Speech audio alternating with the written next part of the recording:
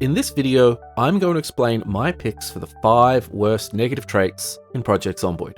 These traits are punishing, and you should not take them unless you are really sure you know what you're doing. These traits will get you killed or ruin your experience unless very carefully managed. Sunday Driver.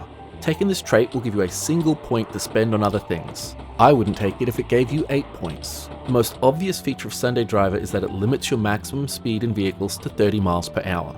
If you're expecting to stay within a single town, that might seem reasonable. Even then, it's pretty bad. And if you do end up attempting a road trip to another town, it will be painfully slow.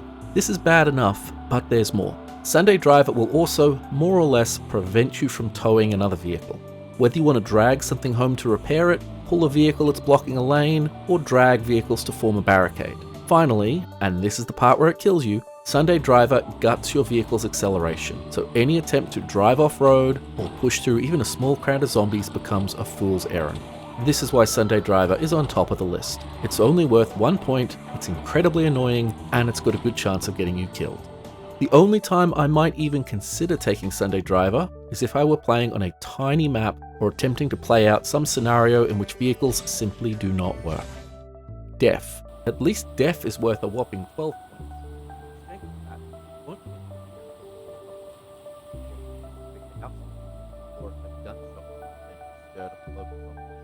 Won't hear the window smash or the zombies slowly shaping up behind you. It's pretty clear how this works. The only time I would suggest someone take Deaf is if they are deaf, in which case, hey, freaking or